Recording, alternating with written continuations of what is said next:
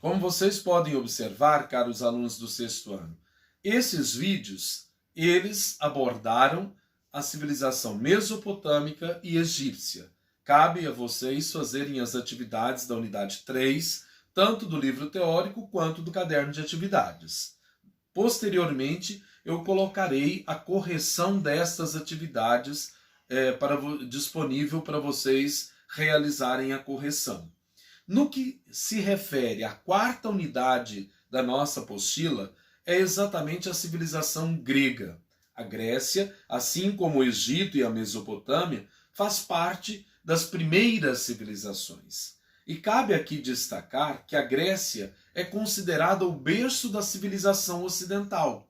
E ela originou-se a partir da contribuição dos mesopotâmicos, dos egípcios, dos fenícios, dos hebreus. Então essa civilização grega ela foi fortemente influenciada por estas civilizações. E, sobretudo, as origens da Grécia está exatamente na ilha de Creta. Uma civilização que teve um poder, um desenvolvimento cultural e tecnológico à frente do seu tempo.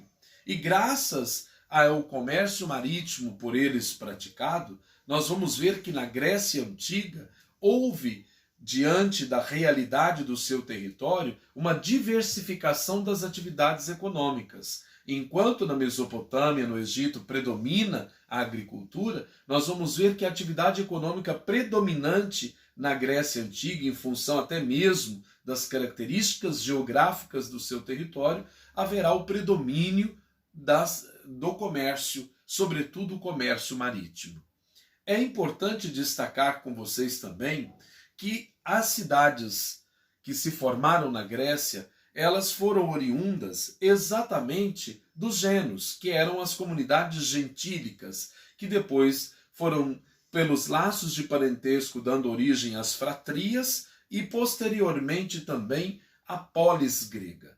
Dentre as várias cidades gregas que se formaram na Grécia, nós destacamos Atenas e Esparta, as duas cidades mais importantes da Grécia Antiga, cidades que tinham características bem diferentes uma das outras.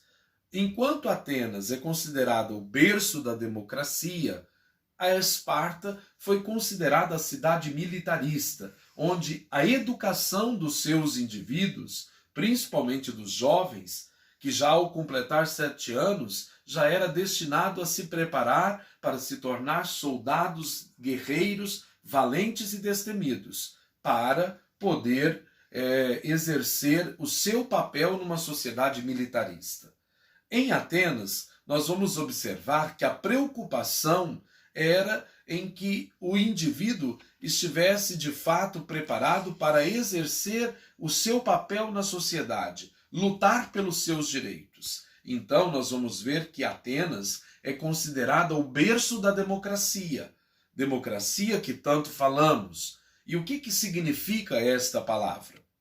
Uma palavra de origem grega, criada pelos gregos, no caso os atenienses, e que significa demo, povo, cracia, poder, o poder que emana do povo e para o povo.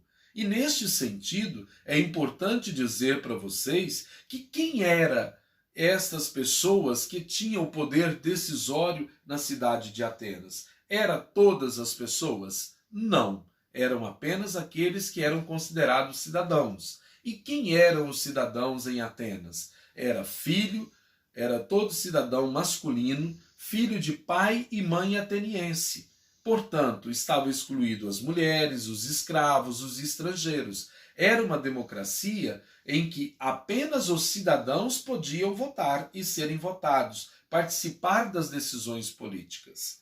Então, não era como hoje, onde todos estamos inseridos na participação e nas decisões políticas.